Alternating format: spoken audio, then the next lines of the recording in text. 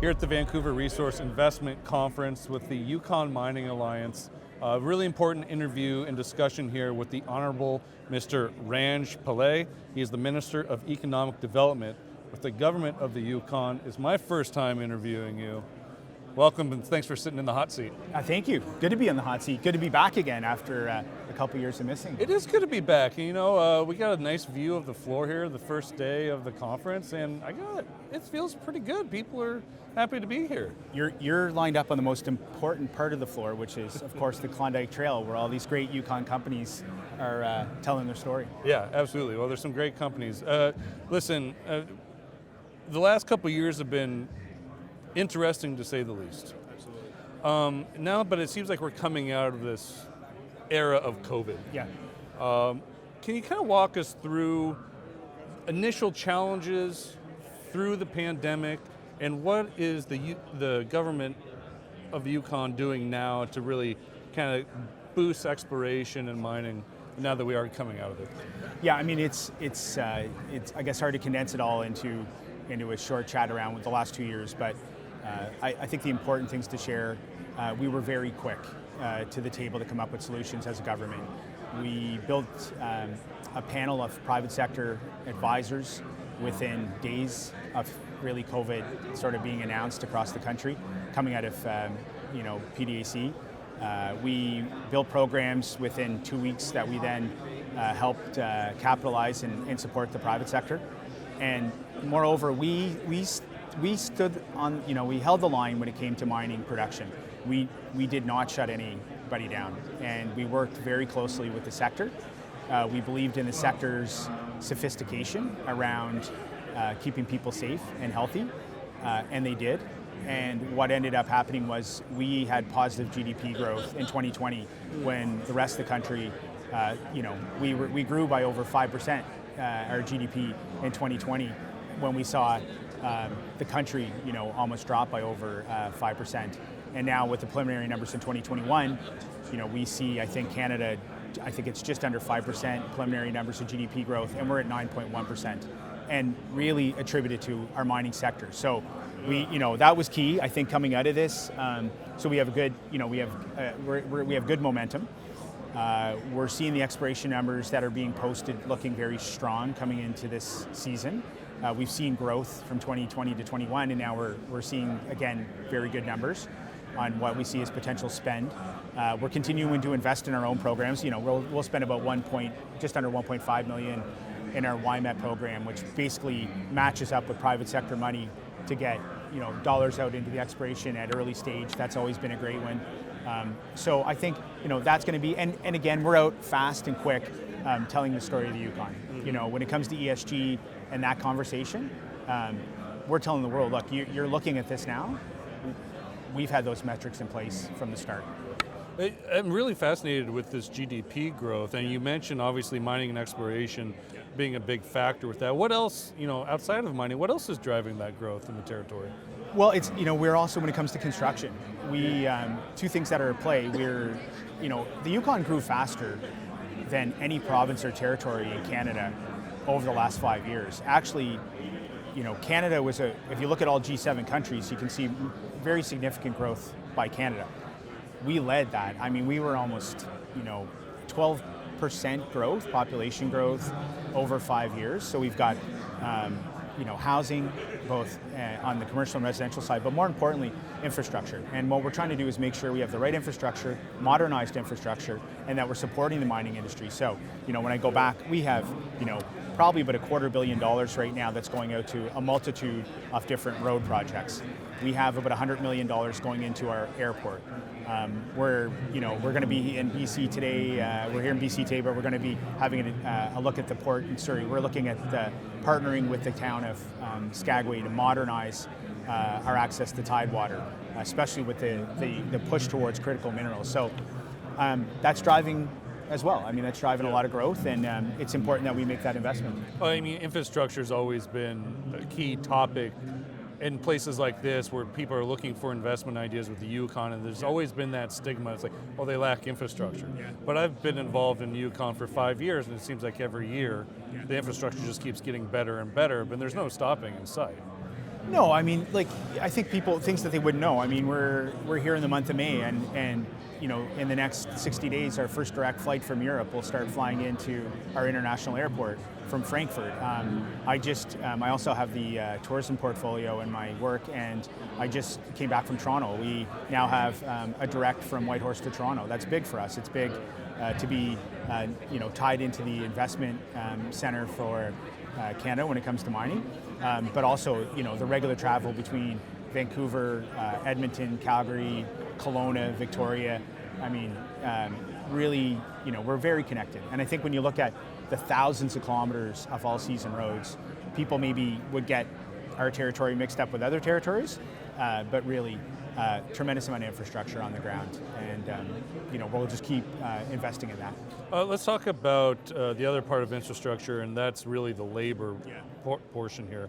Obviously, you're well aware that there is a real tightness in the labor market. Mining exploration is obviously not immune to that. We need more people to come in. But what is the government doing, or can the Yukon government do to help bring in a more, not only more labor that can help with these projects, but also well-educated labor? Yeah, look, we're looking at every opportunity we can when it comes to labor. I think the first and important thing we did, many areas of labor focus fall under departments of education across the country. Yukon was very similar. We've now moved our labor market unit over to economic development, so it falls under my responsibility because it's really about driving economy. Immigration, we did the same thing. We're looking at everything from maximizing our ability to bring folks in, because we have to. We just don't have the labor pool in this country to not be bringing folks in with all levels of education. That's one key thing, and we've been maxing out our allotments that we get from the federal government on that side. But also, we have gone through a very significant process, and we'll be rolling it out at the end of the summer. And it's really about telling the Yukon story. I mean, we have a quality of life that's really second to none in this country. We have amazing programs. We have Canada's first university in the north. Whether it's bringing your family up and seeing all the amazing opportunities it is for your family and children, or the opportunities within your professional career. It's all there. So I think for us, we're going to be competing against all jurisdictions, but I think we've got a very progressive, strategic way to tell our story. The Department of Economic Development with other departments will be leading that. And it's not just about recruiting for the public sector, governmental jobs, it's about recruiting for all sectors. Again, we also have a center inside our university that focuses on mining. So how do we continue to grow homegrown talent, not just on extraction, primary jobs, but on the environmental side too. I mean, it takes a lot of different people to build a project and to get there. So those are some of the things we'll continue to do, and we're really listening to the sector to tell us where we should be improving when we can. With the rise in the GDP in the last couple of years, did you see part of it were more people moving to the Yukon? And what did those demographics look like? Is there a certain demographic that you really saw rise? Yeah, I mean, our growth, we had leading growth when it came to population in the country in the last 5 years. I think it's, people went through, let's just say specific to the last 24 months. I mean, it's an absolutely beautiful place, and it's absolutely gorgeous. And I think it's people who are a bit adventurous. I think it's people who appreciate a bit of an outdoor lifestyle. I think it's folks who, are at that point where they want to further their career. That's the age we're kind of seeing, that 30-something, up, and really, in some people it becomes a bucket list trip, and then they just never leave. And that's kind of the story of the Yukon, really. It's a special place, and it's a place where people, I think they become, they get there and they become, they were looking for what they'd become, and when they get to the Yukon, it happens. And then, they're down a career path. They love their surroundings, and it really becomes we think it's a very, very special place, and a lot of other people do, because they're all moving there. Yeah. Let's kind of transition back to mining. I just wanted to ask that. I was really curious, but I do want to ask you. Listen, we talked infrastructure, that stigma that's always kind of come with the investment community when looking at the Yukon. The other one that's a big issue, not only just Yukon, but anywhere, is really the permitting. Yeah. So, and I'm really interested in this because, listen, it doesn't matter if you have money in Yukon or Nevada or somewhere on the other side of the world, permitting can really put a drag on your investment dollars. But we're in this position now to where, listen, we have incredible demands, we have a lack of supply of raw materials coming on, we need projects to get greenlit as quickly as possible for the growth of a sustainable economies of scale. So part of that is, the permitting process. Where is there room to really, I don't want to say expedite, but honestly, just kind of move the permitting process forward in a quicker manner than maybe it had been in the past few years? Yeah, I think first, we've kind of have three phases if we're talking about a mining project. First, we go through environmental assessment, and that assessment has the territorial government at the table, the federal government, and First Nations representative. It's a piece of federal legislation, and we believe there was some improvements and tweaks before, and we think there's more that can be made. I think that's going to be the first spot. We've had First Nations come together. We did a lot of work on reconciliation for the last 5 years. Back in 2017 at this conference, I signed an agreement with all 11 self-governing First Nations in the Yukon. I don't think any other province or territory has done that. That has led to a working table that is now leading to modernized legislation, which we're mandated to do through treaties that are actually constitutionally anchored. So this is work that we have to do. It becomes called successor legislation. So modernizing legislation, taking into consideration the environment, but also taking into consideration efficiencies. And I think for anybody at the table, that's what they want to see. First Nation governments as well don't want to continue to go through duplication of efforts. They have small teams of folks inside their governments. They have lots of different priorities, and so I think there's a shared view that we need to have an efficient process. So I look at continuing. We've sent a letter off to the federal government and have requested some changes to the environmental assessment. We're waiting on that. We want to see the federal government, work with us. Here's a government territorially and First Nations coming together collectively asking for the same thing. That's a place we can do it. I think on our own mining legislation, we're going to continue to look at modernizing it, and that work will probably, it's over the next couple of years. It's ongoing right now, and it just started. I think when it comes to our lands legislation, which is another piece of really important legislation that's, has to be updated, I think that gives us an opportunity because that really takes into consideration access roads, how we use the land. I think that's an opportunity, and we continue to work. The third step for us is water license, and so we have another semi-judicial process with First Nations, federal government, and Yukon government appointments. And again, that's a place where we've had an MOU that we signed off that our premier led a couple of years ago that has showed some efficiencies, but I think those are areas that we're continuing to look at. I think when we step back though, what I would say, before, 5 years ago, how many people were at this conference talking about ESG, really? And, now I sit with bankers, people that are doing financing internationally, and what we hear is everything's going through this ESG lens. And companies are having a hard time if they're not working in a jurisdiction that, will be able to lead to that sort of analysis. So for us, when we think about it, we believe that our environmental assessment process can be improved, but we also believe that when we think about the E and ESG, we are in a great spot because we have everybody at the table making that decision. I think on the social side, the mining companies in Yukon have a long history of having great relationships in the communities, and whether it's the Chamber of Mines or the Yukon Mining Alliance, or Women in Mining, they all do great work, and they're focused on what's happening with the MMIWG work in this country. They're focused on what happens in communities, and those are all key things that you have to be doing and you have to believe in. And I think when you look at the G on the governance side, we have self-governing First Nations. We have half of the modern treaties in this country sit in the Yukon, basically, and those Indigenous governments are very sophisticated in how they work with folks. And how they work with us, how they work with the federal government. So again, I think when you look at that, we check the boxes on ESG, and that's why you're seeing bigger companies, doing their due diligence, like Rio. We've got Newmont there already. So the big majors that are there, and then of course we're being led by very entrepreneurial juniors that are really in production. It's really great to hear. You kept on using the word modernize these processes, which is great. You know, for somebody such as myself personally, I have money invested in the Yukon, and I'm happy to hear that. Where I think the concern is, and just it comes back, you know, to government, is you can talk modernization, but you do have to deliver at some point. So is there a timeline on delivering a modern permitting process? So how does that look?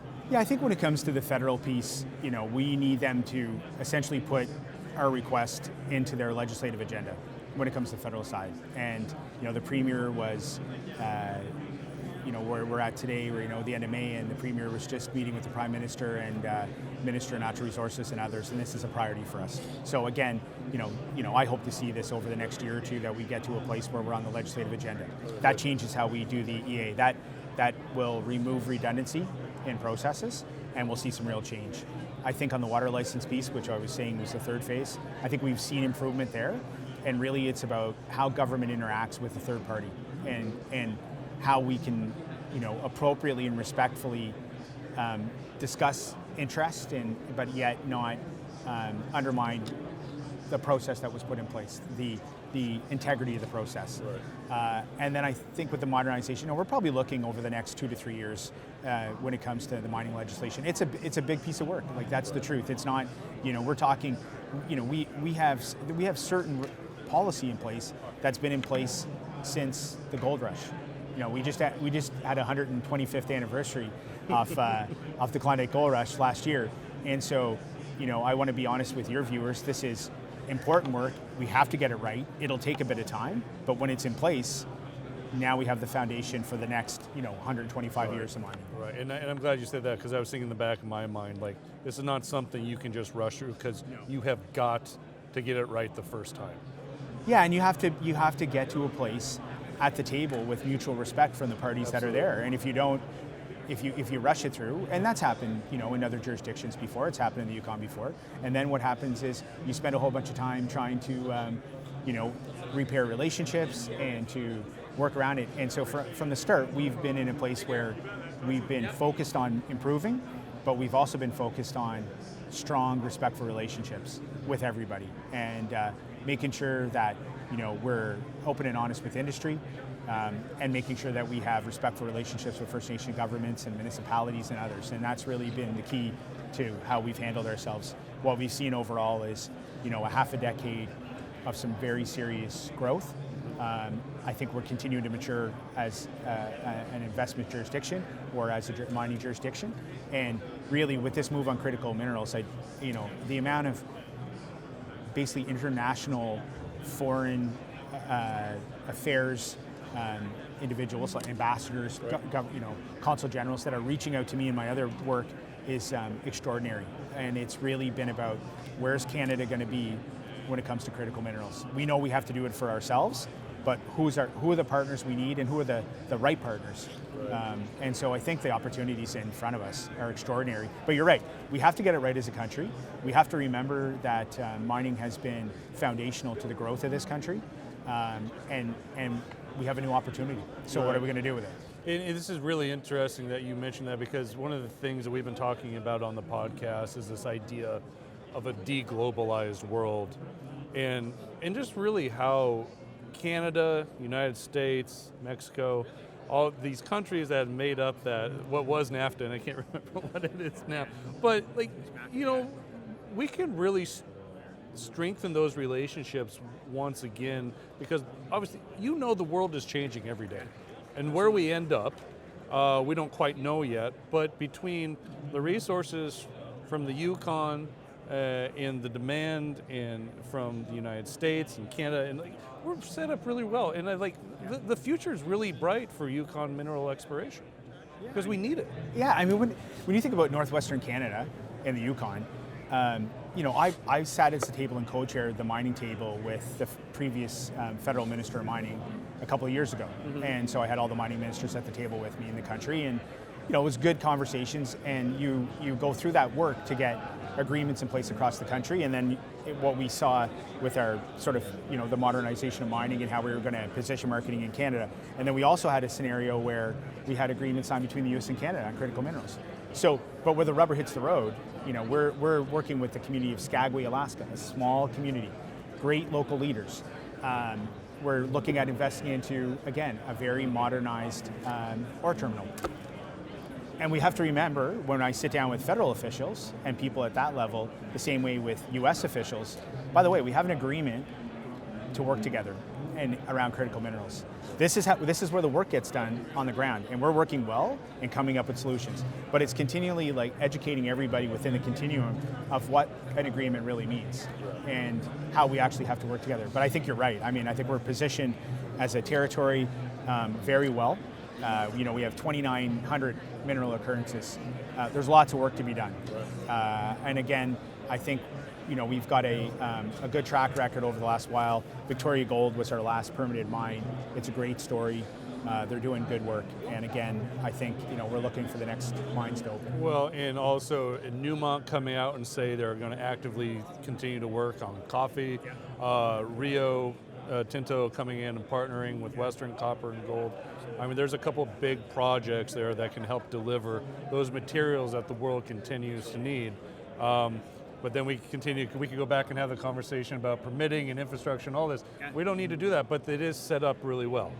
Yeah, I think it's like, I would challenge anybody to be able to come and sit with you at a conference representing anywhere and say, we've got it all right.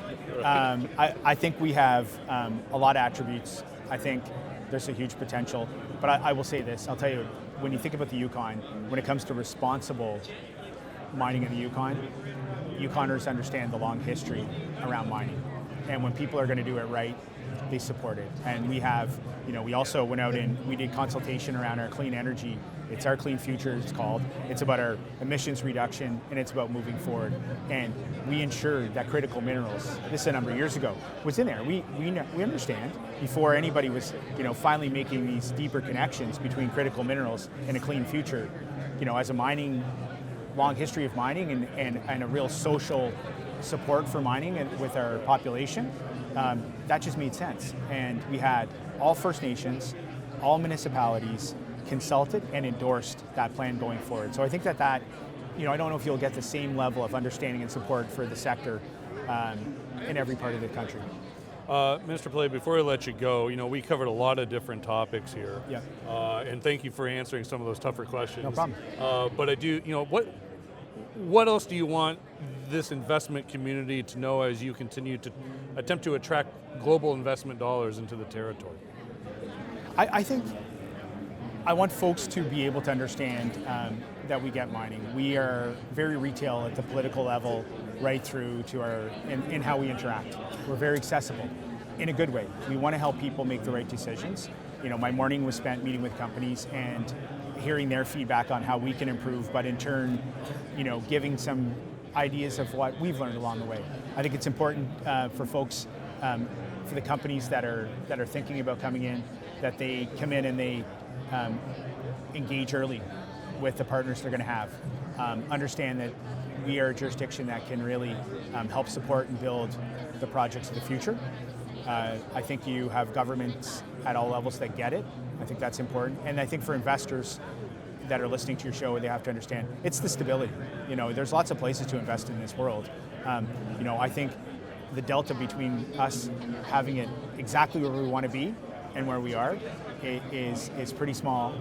We're always fine-tuning how we can improve, but at the same time, it's a stable, consistent jurisdiction. And when it comes to our relations with Indigenous governments, through something called the Yukon Forum, we sit with all the chiefs in the Yukon every 3 months and have shared agendas on how to work together. And I think for anybody who's out there that knows, you gotta be at the table, you gotta be having conversations, and we do that very consistently. So again, that all leads to stability. And I think that's what people want when they're investing. Yeah, absolutely. Thank you so much for your time. Yeah, it was great to chat with you. I'll be heading back up there, I think, early fall, looking forward to it. First time in 3 years. Yeah, well, we'll be happy to host you. Thank you so much. Thank you so much. And have yourself a great rest of your conference. Thank you.